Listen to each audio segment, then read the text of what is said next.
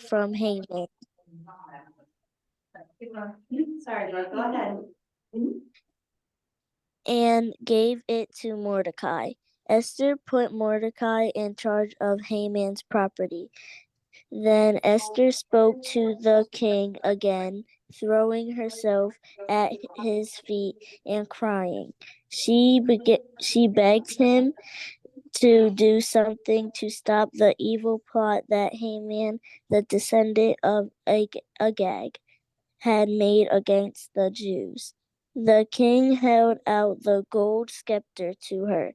So she stood up and said, "If it please your majesty, and if you care about me, and if it seems right to you, please issue a proclamation to keep Haman's orders from being carried out, those orders that the son of Hammedatha, the descendant of Agag, gave for the destruction of all the Jews in the empire.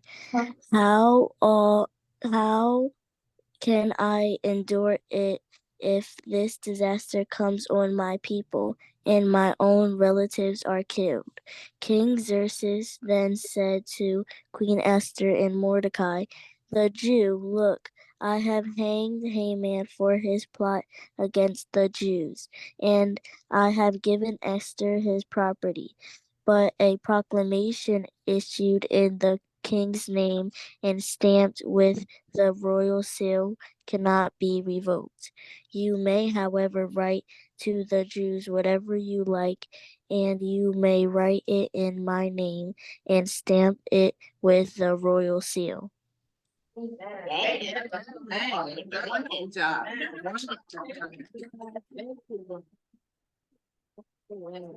Let us pray. Father, in the name of Jesus, we come thanking you and praising you for the return of this time of study that we have. Thank you for your precious keeping power. Thank you for your healing power. Thank you, Lord God, for all that you've done from us from that moment, even up until this. Speak to us now out of your word. Use your woman servant to help us to further illuminate those things that we should see and know, and that we can take from here, making us better, stronger, and wiser for you. In Jesus' name, amen. Amen. And Dr. Woodard. Thank you. Surely we want to thank Brooke. She is awesome. She did an awesome job. It is good to be back. It is wonderful to be back. I'm grateful for the extra week. So we'll do some work tonight and do some more and give us a good chance that we'll get through Esther having the extra week. But I am excited. You all did such an awesome job last week. And set me back to do some more thinking and seeing. So that's even more exciting. So some of you actually have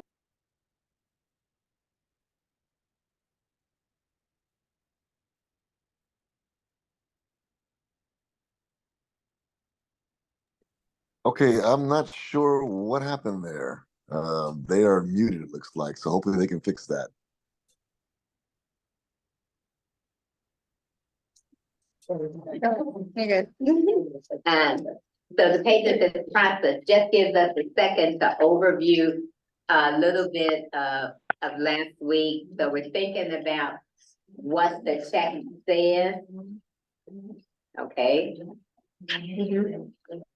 So did I have something different than what y'all had? No, I'm different. Okay. So think about what the text might say, questions that might be raised by the text, places where we're surprised, amazed, places where we might see some fresh connections, either within the book or in other books, things we're pondering, and even connections beyond biblical time. So as we're thinking about getting in the Word and we're thinking about this book, these are just sort of broad things that help us, because we can't talk about everything, but it helps us pull out some things. And like I said, I like this format with you engaging it, the Word, and being open to just letting the Word speak to us. So last week, when we finally got in the word, we were in chapter 1. We talked a little bit about the king, a little bit about his leadership style. Noted that he was young in terms of reign. We don't know what age he was chronologically, but he'd only been king for 3 years. And it's interesting that between last week and today, the number of times where I've been in situations where folk were in leadership, I was like, oh, they're young. But how that can impact. We talked about the leaders around him. And especially those nobles, the way they were responding, the way they were doing, all kinds of things going back to him about his leadership style, that he was listening to other folk, letting other folk seemingly lead him. We spent a little bit of time toward the end with Vashti, and one of the things you want to notice, the fact that she did have courage to go and into the king, and we don't know all the things there are to know. It's one thing I like about scripture, it leaves those places where we don't know all. So it gives us space to say, well, if it was this way, it could be that, but this way, it could be that. But what I don't think we mentioned were the other women. So we know she had a banquet as well. And so we do have this other group of women who were there. What's not clear is if some of them were the wives of the nobles, and so some of them had been hanging out for 6 months. Or if this is the second banquet, and these are just like women who were local, not just like, but these were women who were more local, who were hanging out for a week. But that's a piece, if you want to play around with that, it could have a fun piece. There are no answers, but it's a fun thing. So today, we're gonna get out chapter 1. And hopefully we're gonna get to 4, at least in the strut. Some way, shape, or form, but we are. But we end up, when we get this verse, that the king remembers Vashti. Because where we left is that Vashti is no longer queen. She's been unqueened or dequeened or whatever the proper term would be. And so if you were on your hand, that where do I want to get to? There is a page that says chapter 2 to 4. Where I'm working with is still a little different from me, but that at least will have you in the ballpark where I am. Yeah, I think that's good. And even here, and I think it's the piece that we're gonna see all the way to the end of this book in various different ways and shapes. This king has a hard time making decisions. I mean, and so in the beginning, I mean, I'm trying to give a little grace that he was just 3 years into his reign. But by the time we get to the end of the book, he's been in this reign for a significant number of years, and we'll still see. It is hard for this little brother to make decisions. Yes. So he consults, and this is actually still in chapter 1, but in 113, the king consulted. He consulted the sages. I'm sorry, take that back, take it back, take it back. Looking at my own notes, we are in chapter 2. The anger he had abated, his anger had ceased. He remembered what Vashti had done and what had been decreed against her. And then his servants started giving him ideas. Now, on the one hand, I want to be glad that you would be willing to listen. If there's something to be said for that. But on the other hand, if you're the king, did you not think about how you want to solve your own problem? Or at least put some kind of idea out there and get some kind of, but it doesn't appear, other than the fact that his anger has ended, that he doesn't have any idea, and his servants give him some idea. And his servant's idea is that he should go look for other virgins. He should appoint people to go to other provinces. If we remember, it was something like about 127 all around the kingdom. Find these virgins, bring them back, put them in the palace.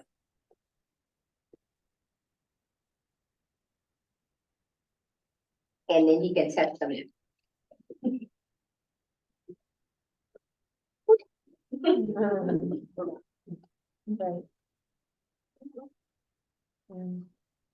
And we're gonna know Esther's story.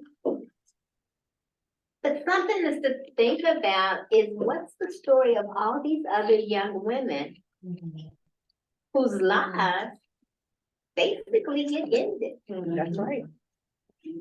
They will not be able to marry. They will probably not have children.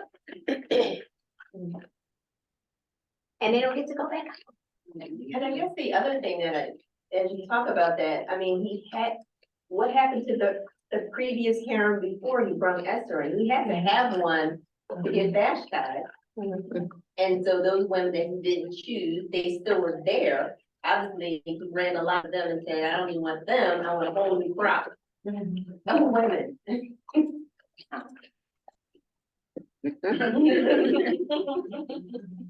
There we go. Yeah.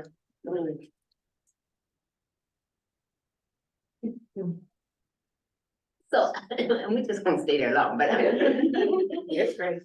but their families. So do it, and because if the king is sending, I'm gonna imagine it's hard for people to say no to the king's people. And so. I'm just gonna leave that there, because it would, I'll go off on a rabbit. I can feel it. But it doesn't speak to just culturally, even outside of the king and the harem, the low regard of women as commodity. You know, so that they didn't have power. They didn't have power, the families didn't have power against the king, but to even be able to accept that this is, you know, the hope that my daughter maybe would become queen. But also being sad because that's it. Like that would have been the last time they would see them. In all likelihood, if they didn't become queen. Or even if they did, Right, so then you because you wanna don't, look at the you queen. couldn't look at her. That was part of the problem with Vashti. He said, come parade yourself. You're like, people don't look at me. But even if it wasn't the naked thing, the stuff that I was reading In person. said that the queen, yes, they rode around in carriages that were closed. You could see the carriage, but you couldn't see, or a chariot or whatever it was, but you couldn't see the queen. So I guess outside of the people in the palace, you don't see the light of day again. Yeah, they live pretty much like widows. Even that, they had one shot with the king. And they didn't even go back to the same house with the women, right? So they get split off. They go to a They different. go to a different house, they go to a second house, now you're not a virgin, That's right. you're a concubine. Mhm. But a concubine never goes back to the king, you just live in this house with these women and these eunuchs and do whatever. They do. That's it. You know. So commodity would be our word, Yes, is our word. So I'm not sure for them that they would have seen it as. I mean, that's part of the struggle looking, because I think for them, they may have seen this as honor. like honor. Well, I was thinking about that too, Yeah. where they have multiple marriages, the husband has many wives, that's their way of surviving, or even if your husband dies, then their brother or someone has to take care of you. There wasn't, a woman couldn't go get a job at McDonald's. For the most part.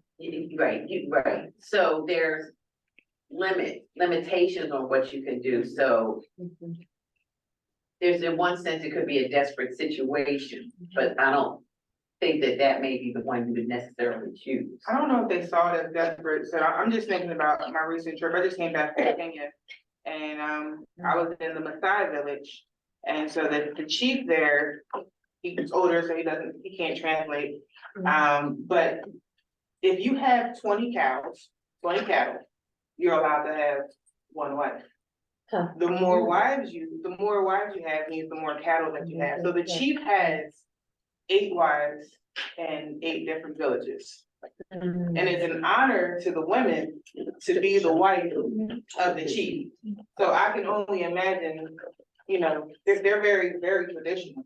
So I can only imagine that in this book that the women saw the opportunity to be with the king, a high regard, because there's no way in the world he had 8 wives and 100 kids or something like that, something crazy. So there's no way in the world you can split yourself up into that many places to cater to that many people. But they were all happy and content in these mud houses, being married to the chief. Well, I meant the desperate, meaning women didn't have a lot of opportunities. So if you weren't chosen to be something, you don't have a lot of opportunities. You're under your father, or you're under your husband, you're under your brother. So you don't have a lot of the same freedoms like that. I meant that group, not necessarily like Esther and the wives. But you still gotta tease that out a little bit, that's why my question, because freedom is our word, opportunities is our word. Yeah. And yeah, and so we're looking back and saying, women wouldn't have this opportunity or that, but that may not have been their question. What was the story about the one woman in the Bible who her husband died and she married his brother and the husband died? I mean, Tamar, right? So, I mean, where she was desperate because she had no way to take care of herself. I'm not saying the kind of freedom we're talking about, but you really have to be like a Lydia to be able to take care of yourself. And where I'm pushing you, I still don't think desperate would have been her word. Right. Oh, okay. That's, I'm pushing you where we put in our language. Because connecting with the text said, is he not fulfilling the obligation that the law said? So the law said, if my husband dies, it's his brother.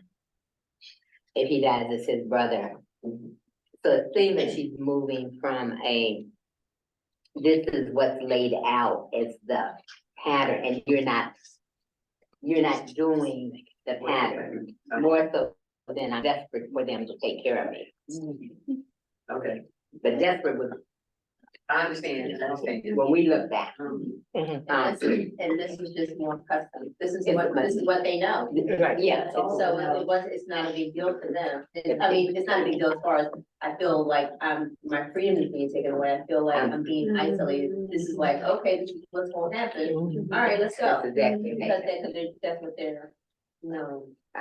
And that's the, So there's room for it. And we do it. I mean, There's so. room for that, like there's room to go into that type of situation. oh, come on, now, give me a quick.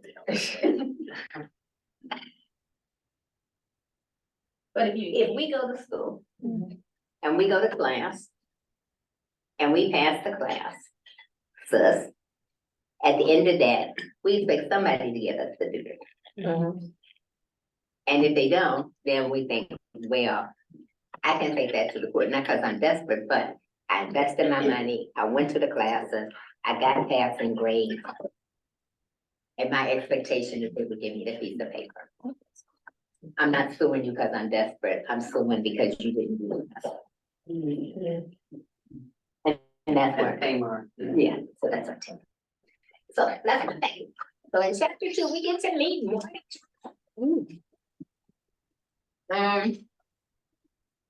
What's some things you saw about Mordecai? I'll come back and I'll add some, but what's some stuff at meeting Mordecai, at this place in the book, in chapter 2, what are you thinking about Mordecai? What are you learning about Mordecai? Yeah, it's a big part. Big part. A lot of concern for Esther, so I think kind of plays on that big part. A lot of concern for Esther. Concern for Esther. But I did, I don't know if I'm in that chapter or not, where he doesn't pay homage to Haman, is that, or am That's a little bit further. Okay, That's a- okay. She queen. Well, even before she's queen. No, she's queen. She queen. She's The queen. queen in the beginning of chapter. Yeah, this is Mordecai pre-queen.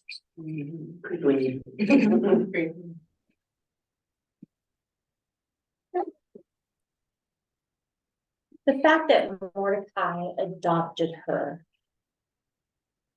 Do we see that as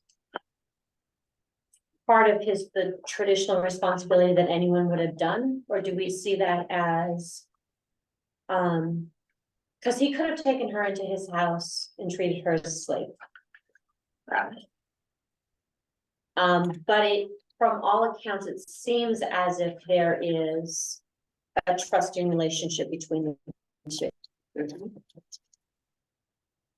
So I guess what I'm asking is, does that show exemplary character or his desire to follow God's decree in terms of how to treat those in need? Or are we saying that that is just something that a family member would do? Oh, really good. And I think that we're pushing because he doesn't just take her in. At least in this translation. It actually says he adopts her. And that's gotta be more, I mean, so some people, if it's a family member, we don't care for you, but not everybody's a family member, we're gonna adopt you. Right. And put that in, if we don't get any indication that he's married. And she is female, so it's not adopting her, give them an heir necessarily. So I think it's interesting, and I think it's worth to keep chewing on.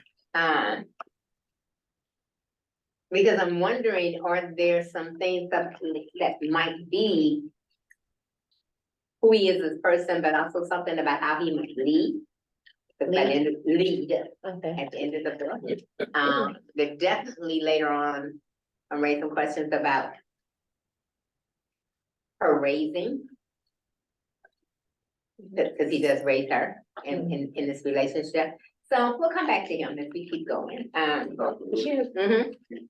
Going, using what you said about thinking back at those days, not our thinking, I would have assumed that he was married because of the same way that women were in those days.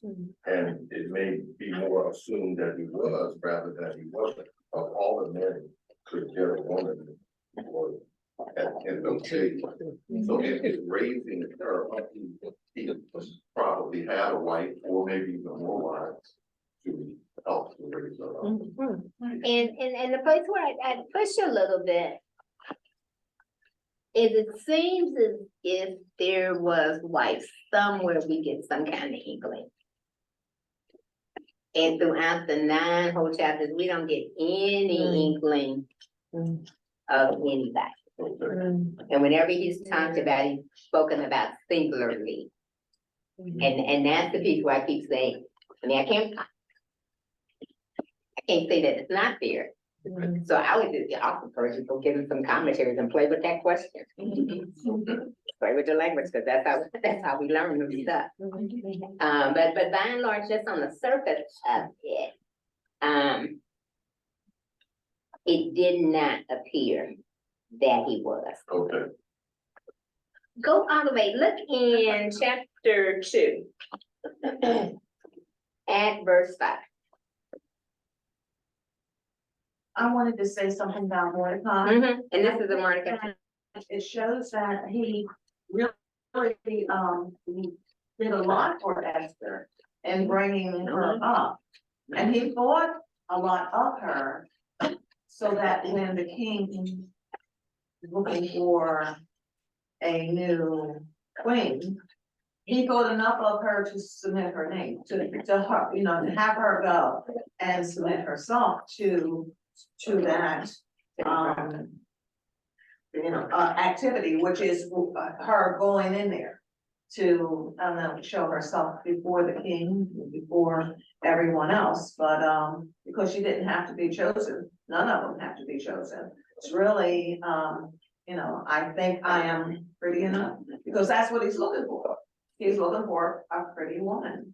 And like somebody said last week, someone who Vashti was all that, and you know, and that's what he's looking for. But I do think that he does try to look out for the best for Esther.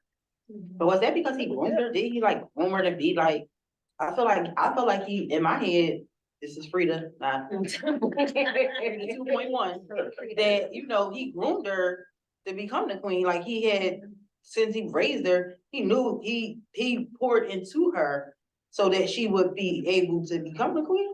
I don't know. Interesting. But that was Frida, I ain't. No. That's interesting also. There wasn't anything that said that there would be a need for a queen. I mean, I don't know, we just don't get it, right? I don't think it's out there that, you know, he was going, until Vashti acted up, until Vashti disobeyed. I mean, we don't get it, we could read it into it, but we don't get anything that says that there would be another need for a queen, right? So I don't know that they got groomed, he got groomed her for it. I couldn't, Okay. like, I can't quite see it. Maybe that's the wrong word. But I know what you're saying, though, like the way he brought her up, she could have, but my sense is, and I could do it, my sense is that, right, because remember, he said, oh, how Vashti was wonderful, what happened, why did I leave? You know, now I remember like Vashti, oh my God, what am I gonna do? I'm sorry, Dr. Woodard. I'm sorry, I'm trying not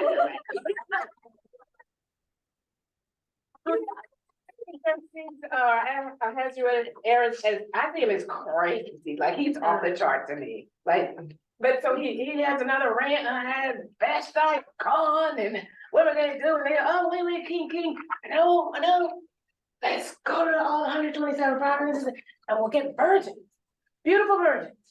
That's what we'll do, Yeah. and we'll grab them, like, nobody's vying for this job, this isn't a beauty pageant, right, where you. When it becomes. Right, but this isn't the one where you enroll yourself, you That's what I was gonna volunteer add, for it's it. voluntary. Right. No, there was one translation I was reading, they said they took them. It took them, this one I'm looking at here says gather, but they took them, they weren't like, you know, I wanna be the queen, you know. So it's more like knocking on the door, let me see all you women, I'm gonna take that. Yeah, Take that one. that's the way, Right that's the there. picture I get in my head when I read it, right, that they're out gathering and somebody's like. Right. And I think this is where I wanna read the book that you mentioned last week about reading the Bible with Western eyes or something like that. I feel like that's the kind of book that needs to stay in my hip pocket for a couple, I'm not gonna read it once and then be done with it. I feel like that one is something I constantly have to check. Because I feel like we are in the Disney princess world and we think of that position as being, you know, something that's beautiful that we all want to attain. It's just gonna be the life of comfort. When in actuality, I feel like it probably is more of like a beautiful prison. As opposed to this position of power, you know, that is, you know, sought after by everyone, you know. Obviously, you don't have a sense of safety and comfort and stability because the old queen got ousted. Right, you know, so there's not a lot of you know, stability and comfort in attaining that position already. And you can't read the fear if you're chosen to be queen. It might be fear because if Vashti is excommunicated from the king, what would happen to me if I don't, you know, do what he asked me to do? So it's probably fear, it's probably an honor too for this to, you know, to be chosen. But also, I'm sure there's a lot of fear.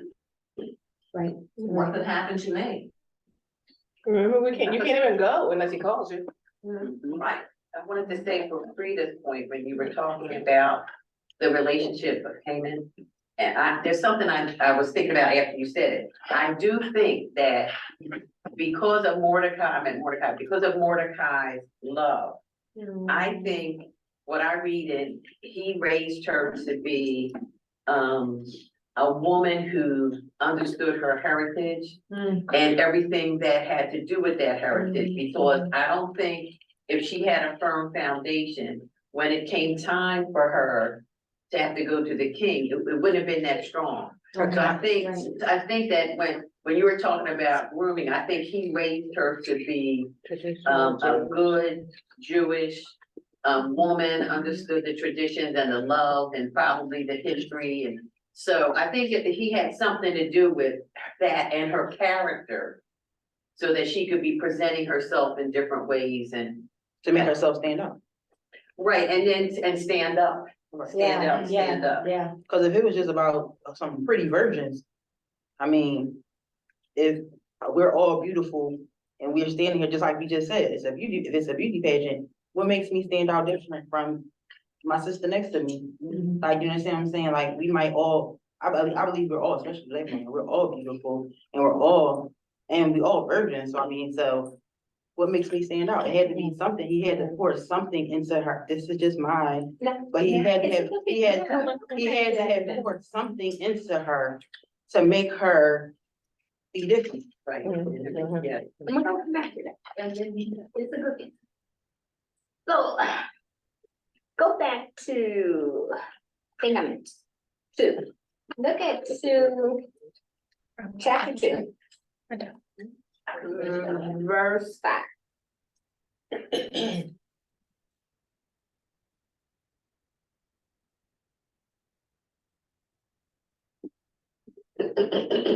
it tells you something about Mordecai.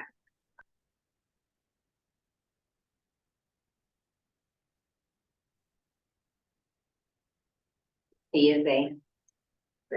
He's a Benjamin. Just want you to put a pin in that, and I'll come back to it later. It was a Benjamin. Yes, we know that.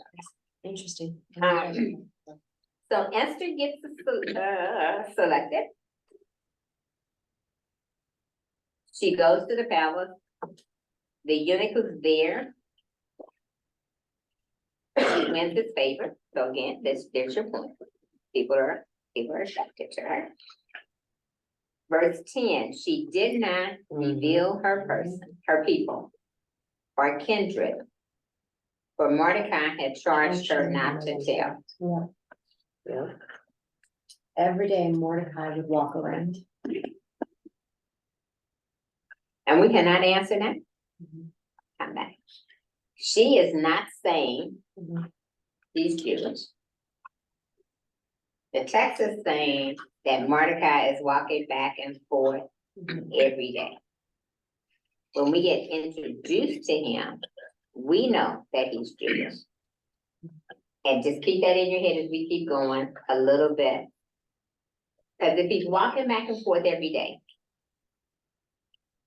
it seems to me, as somebody at some point ought to realize he's walking back and forth every day. Now, they may not connect him with Esther, but there got to be somebody around who realizes this person. Why is he Why is he walking back and forth? every day? Right, who is it? And who is he? So we know some stuff that people in the text do not know. So there's this whole process about how they come, this whole 12-month thing before they can go to the king. It's 12 months, all of the regulations, and there is a little piece in there. There's a little piece around verse 12 and a little, so verse 12 is the regulations for the women, and that sounds like that could be things similar to when women had to go for rites of purification, that kind of law. But later on, when we get this, even the fact that it's this 12-month period, it's like there is a regulation in this process. And so it's this whole, I mean, we got this king. And even when the king sends them out, then maybe that might be where it's. That's in all the verses. But we don't really know, where is the king? Let the king.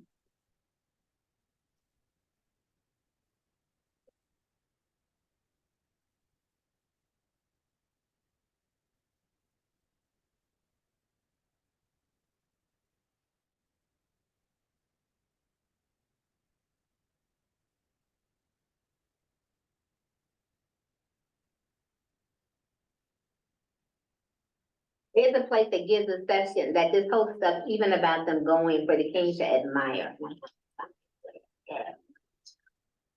Is in the regulations, in the laws.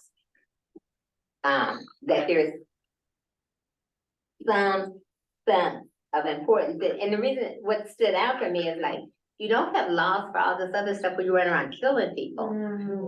Yeah. And there's laws about people being purified, purification before they can go. Like, that's crazy. But it would speak to the sense that sometimes there are crazy laws, and I'm just gonna leave that there. So they go to the king, they take what they wanna take. But Esther makes a different decision. You get the sense that other women are figuring out maybe they should dress what they dressed and how they, whatever.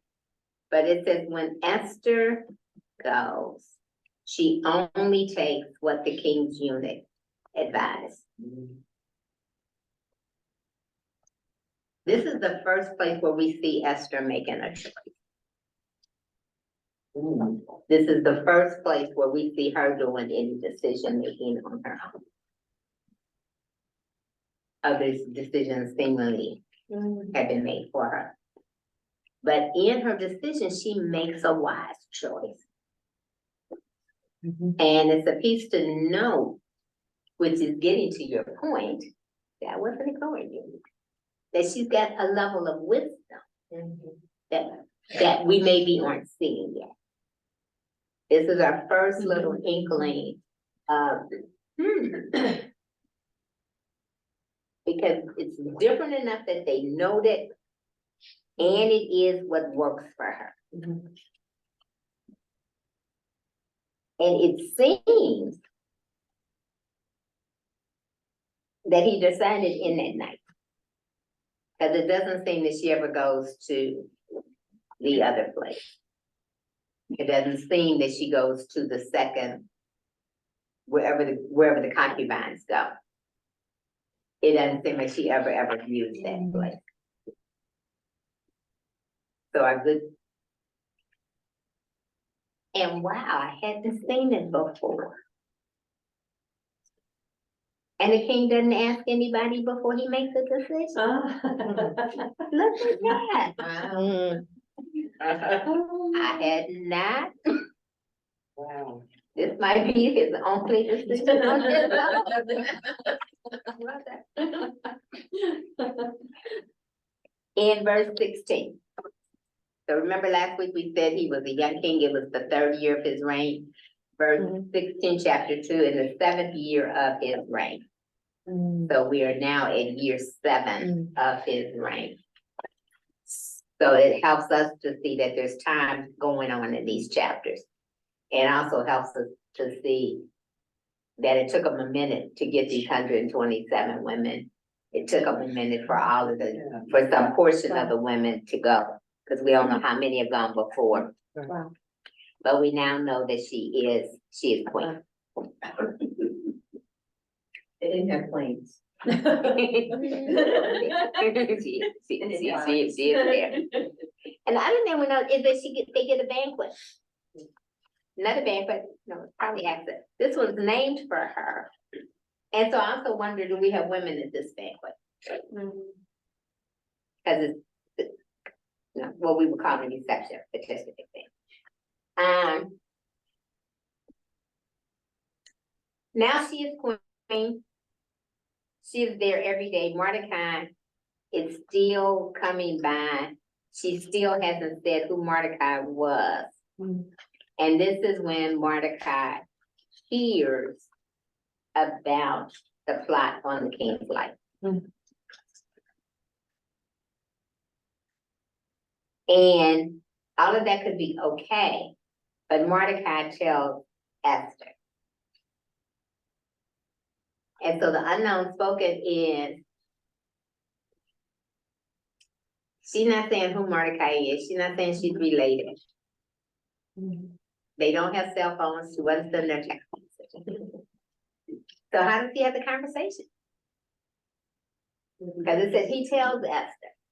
He doesn't send word to Esther. And she's the queen, how do you have access to the queen? And how does he have access to the queen? Yeah, sign language. She is now queen. You know, I have a note in my Bible that says, it doesn't totally answer the question, but it says Mordecai sat within the king's gates. And it says, this doesn't imply leisure, it means he has gained a position within the court. So they said much administrative and judicial business was conducted in the gate, which was a large building formed with an entrance. His position gave him access to much of the royal compound, but not to the harem or the palace. So he may have had relationships with somebody because he's there all the time. And maybe that's why he wasn't, looking as if he was strange to be there. To be there, that could work. And you almost get us there. There's a trust factor that has to come in to play because with Esther now being the queen, right? That's like the equivalent of like being seen with another man, right? It can give the wrong appearance. And now you're talking about potentially, right? You could be put to death because it appears wrong, right? You're the queen, so you're somebody else's wife, and this is not your husband. This is not the king. So there has to be a trust factor between it with whatever, for lack of a better phrase, underground railroad that they are using to communicate. Because she, and it shows itself even once she makes the request, right, for them to all fast, because she says it's gonna be not just me, but it's gonna be me and my maids.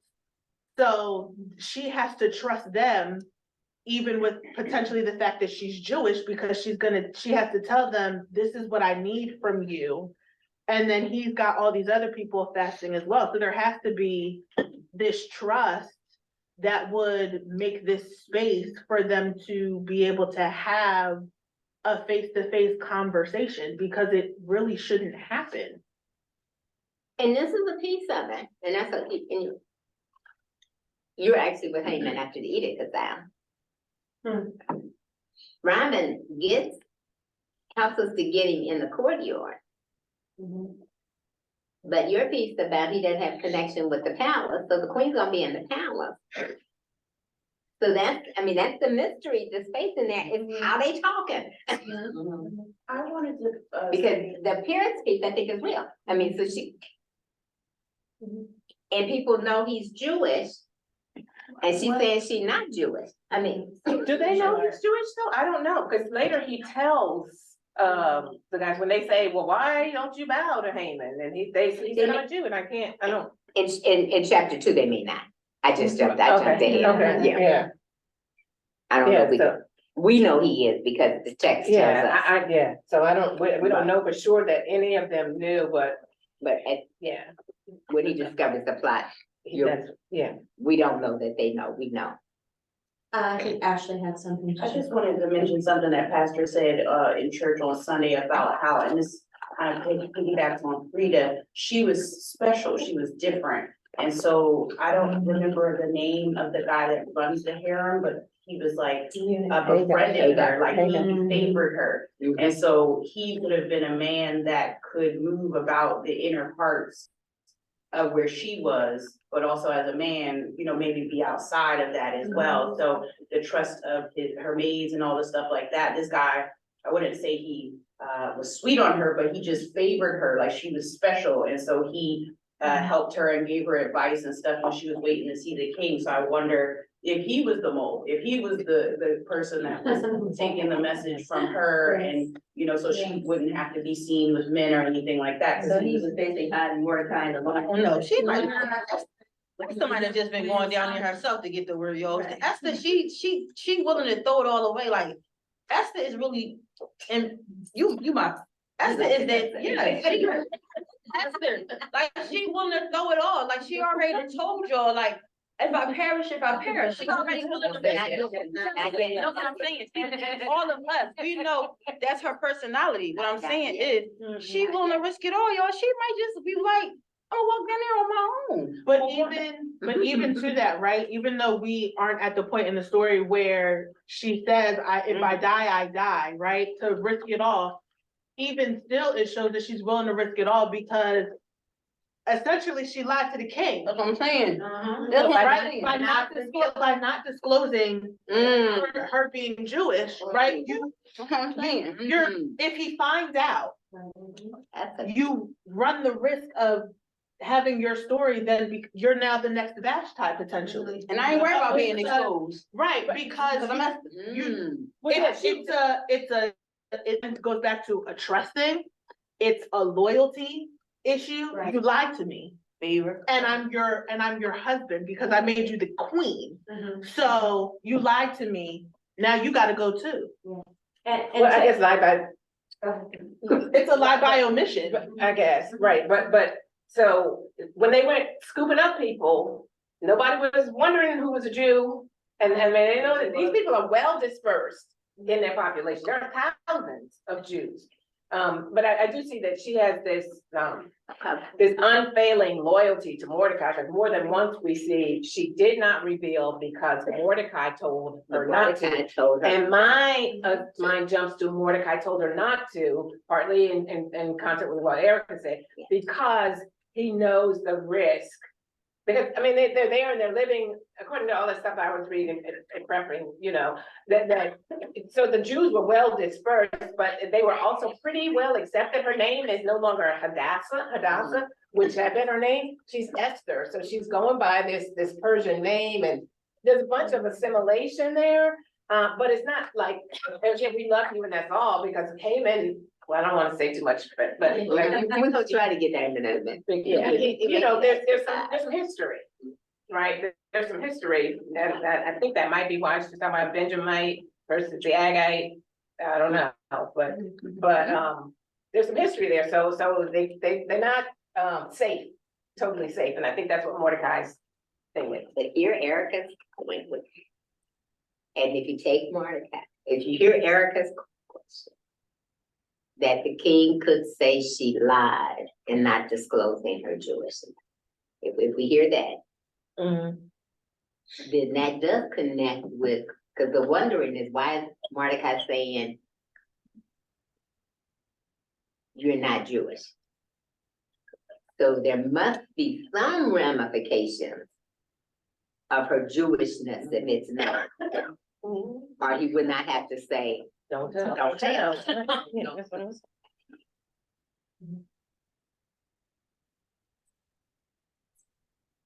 and I'm gonna just try to wait, So see, Queen, we got this question out here, we don't know how, but we still don't know how they are communicating in a public place. Well, the notes, like, may I, like Reverend Robin was saying, my note here on that set within the King's Gate is that Esther, after she became queen, gave Mordecai a position within the King's Gate. So the other commentaries that I got were reading was that the reason he was able to parade out in front of the gate all the time, he was in the citadel. All right, he was there, but he didn't have a higher position. So he had enough position to get him to the gate. So he wasn't suspicious because he was there, because he had a position that would allow him to be there, right? So he used the access that he had, but then he got a promotion. So now she's the one who gives him this promotion, and I mean, and they're I guess I know that there are eunuchs everywhere. It seems to me, but I don't know about men everywhere. But for whatever reason, and then I guess there are, because she gives him this. She gives him this position, is what this note says. She promotes him. So then So you then he has a position and maybe he's working for her. right, he's an aide, he's an assistant. He's an assistant, which would make a place for them. I think they wanted to keep that they are Jewish, maybe undercovers, because they're coming from Jerusalem, since they were carried out of Jerusalem to Babylon. So Babylon was not necessarily a place that Jewish people were welcome. So they are probably hiding because of where they're now living, now where they were taken to. Yeah, so let's get a little bit, because I want us at least to get him. So they're there, he does this wonderful thing, he saves the king's life. Esther doesn't take credit for it, she does it in Mordecai's name. She saves the king's life. He gets no recognition.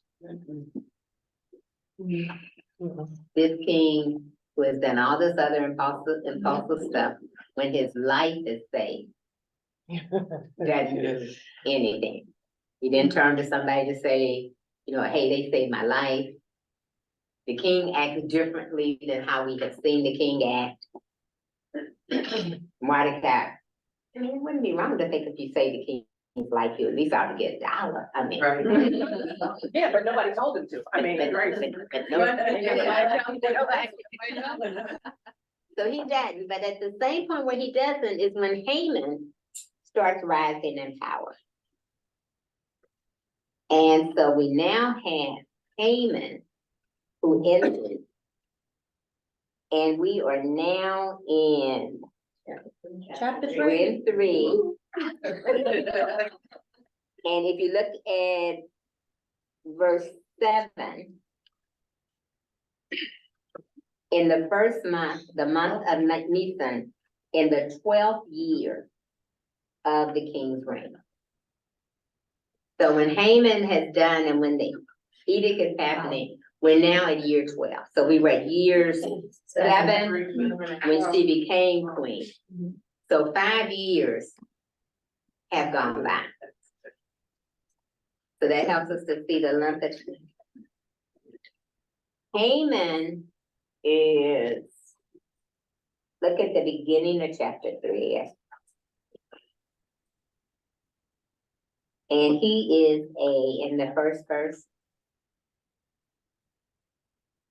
the Agate word, which doesn't on the surface of it ring a whole lot of bells. But when you go back to 1 Samuel,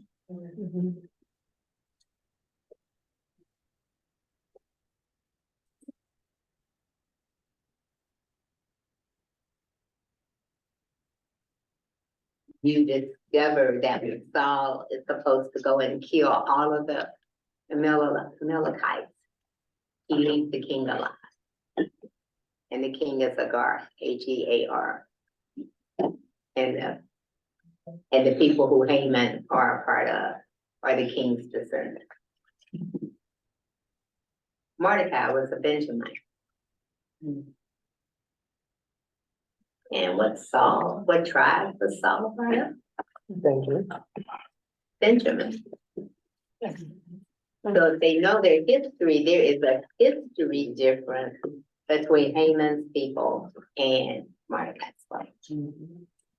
So part of Haman's hatred could come out of that. But the piece of his hatred is that even if he is mad at Haman and Haman's tribe, there were 12 tribes. And he lets his anger explode to all the Jews. So he is as rash as the king is, as Cersei is, in the same kind of. I'm a little confused on who's Haman, what's Haman's background? Haman, so flip back to 1 Samuel.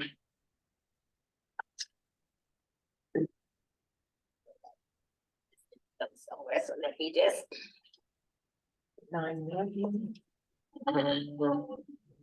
It's 15. Yes, 1 Samuel 15. 15. What's, I think it's 15, 20 or something.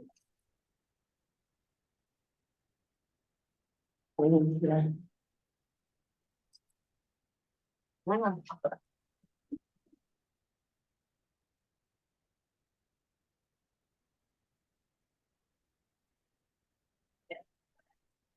Or 33 where Samuel has. I And I got see, it in pieces. So at the beginning of 15, Samuel says to Saul, where he's to do that the Lord is angry with them.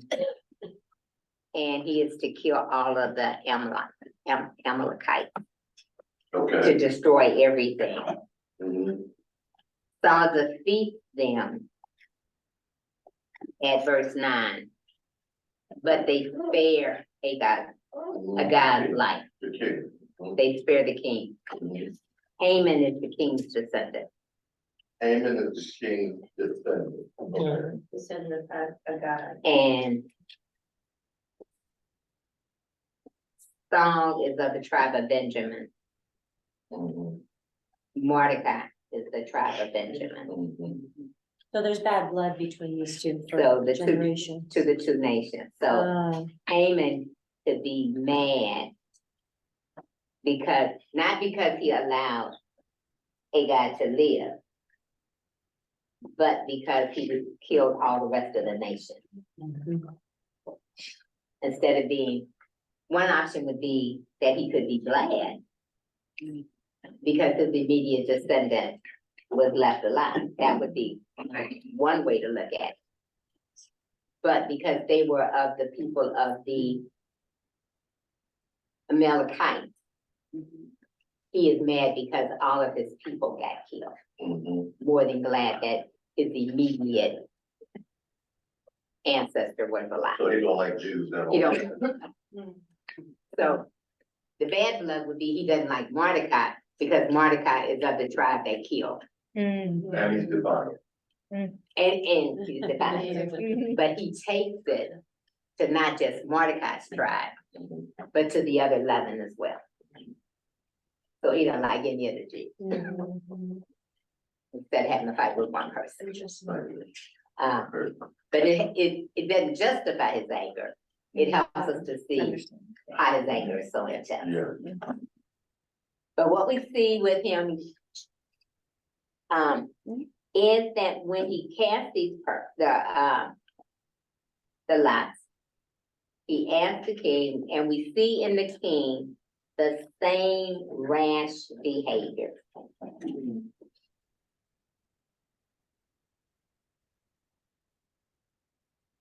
Why would you take the power of your office and just give it to somebody because they asked? Mordecai wants to eat it, but the king takes off the ring and allows him to steal. That's how loosely the king, my word. And Haman had been one of his drinking buddies too. Yeah. And he continues to be. You could think. And so this piece of them killing, and we won't go there, but a place to think about is in Matthew. In chapter 2, right after the wise men don't come back, after they go see Jesus, and Herod does the piece of killing all of the young boys. This image of slaughtering the innocent. Haman does it with people, but the slaughtering of the innocent of people without good reason.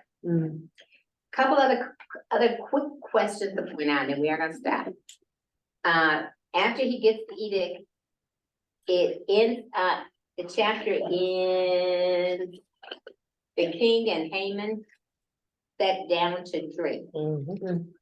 But the city of Susa was thrown into confusion. So it's one of the first places where we really get a sense that there are other Jews in Susa. Because they hear the edict right away. The other provinces aren't gonna hear it. But we can assume that they get to hear right away because they're right there where it gets said. And that's the place that gives us a sense that there must be more Jews than we've been, because it's been seen in Mordecai and Esther, that they are there. Which then raises question on the one hand, does Esther at least know the city's in turmoil? So this is before Mordecai, this was right before Mordecai sends for her. But if the city is in turmoil, then that she has some sense of something that's happening somewhere. And as this becomes the next day, when Mordecai is upset, he's in sackcloth, he's in ashes, all of that 9 yards. One of the little things that I picked up, Esther's maid see him. He doesn't speak to them though. It's when she sends hatch out. That's when the conversation. So the still piece of people not knowing she's Jewish. So the pieces that were put out that Mordecai had a job, then that could be why the maids are going to check it out.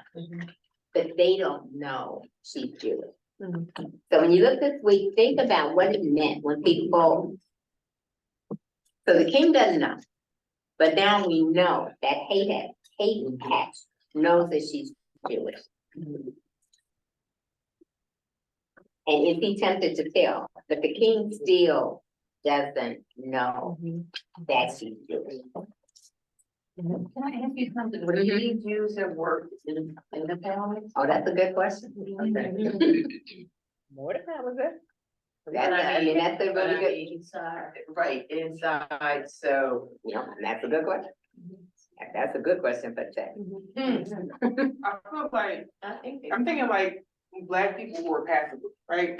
Like, if you were a Jew and you just didn't disclose you were a Jew, I feel like you could probably get in. But just like Black people back in the day, they weren't going to tell people they were Black if they looked like they could pass for something else. And I think that's just kind of, they just went along with it. Yeah. Just recently, I was watching, how to get the show. It's the PBS special, about when they find the family with The roots. ancestry. And Atlantis was that didn't know that she only found out she was Jewish when she turned like 25 or 26, because her whole family was Jewish.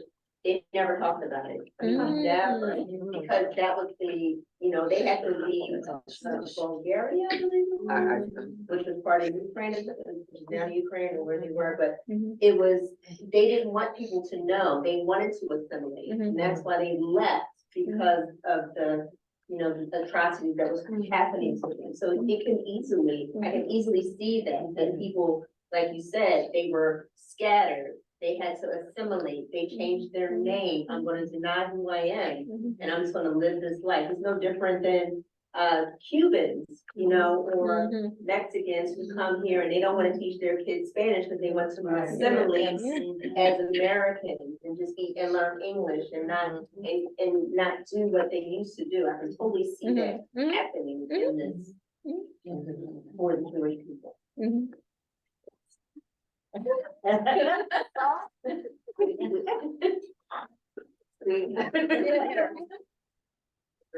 Another way, we'll finish it off next week.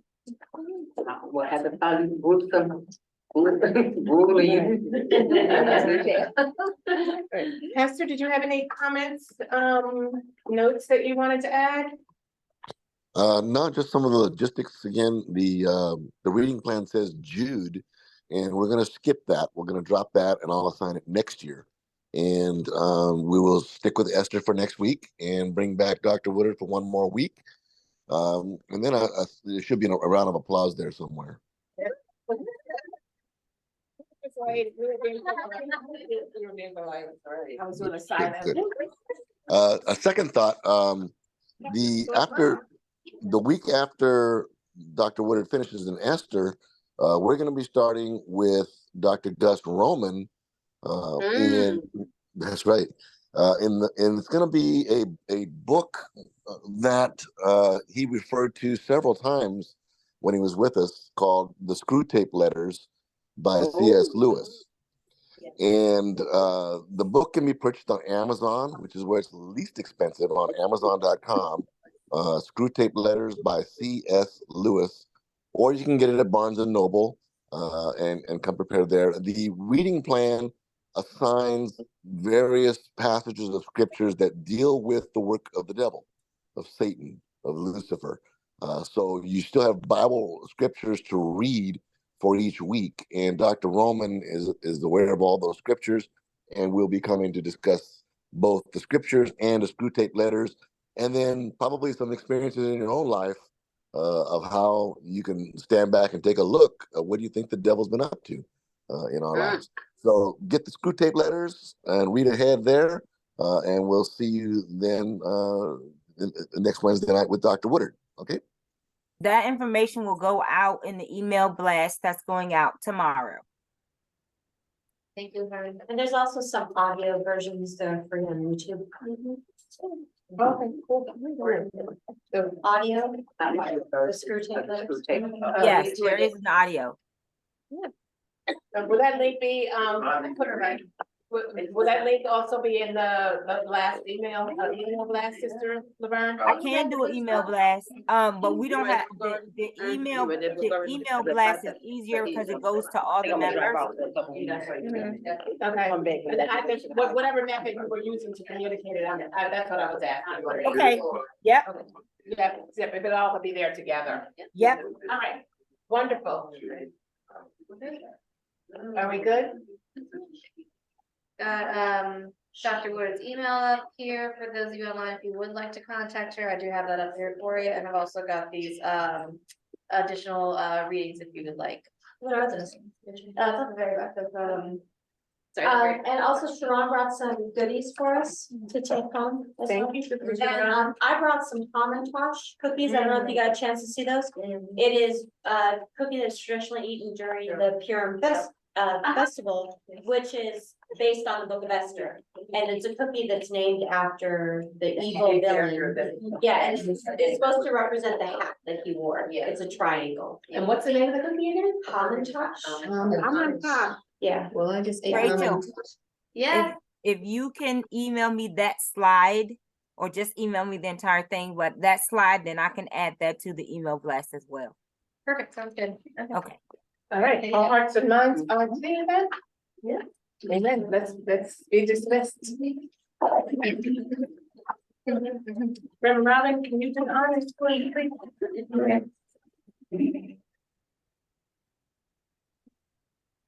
Let's go to the word. Let us first praise. Let us just honor him and glorify who he is. Lifting his name up. Talking about a God who is faithful, who has understood our hunger and thirst for the word and has continued to deliver through Bible study. And once again, with Dr. Woodard tonight, God, we thank you. We thank you for the preparation that you had. We thank you, Lord, for all of us who through getting into the word, we're hungry and we thirst and we're opening our Bibles and we're trying to understand what is Esther doing, Mordecai, Haman, what's happening next. We thank you, Lord, that you left a word for us so that we can understand and see who you are through this word. Thank you. Guide and protect us as we go on our way. We ask that those who are on the line, that they're able to also gain the same excitement, the same edification. And God, as we prepare for next week, open up our hearts, open up our ears and our minds. Let us see things we haven't seen before. Let us look at the process and see how you can help us explore and move in and out of your word. Bless us, Lord, as we continue to work for you. Show us opportunities that we can help one another. And we do this through God the Father, the Son, Jesus Christ, and the Holy Spirit dwelling within. Amen. Amen. Amen. Amen. Good night, everybody. Good night, everybody. Amen.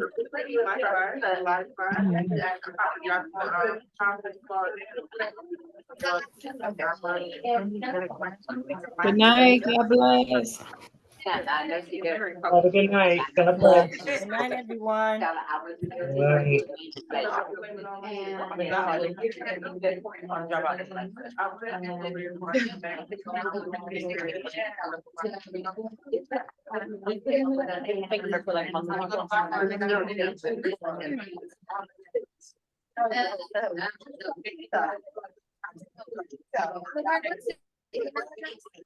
I'm sorry, sweetie, what you say? What's the email address? Send it to lavernelliston@zionsword.org.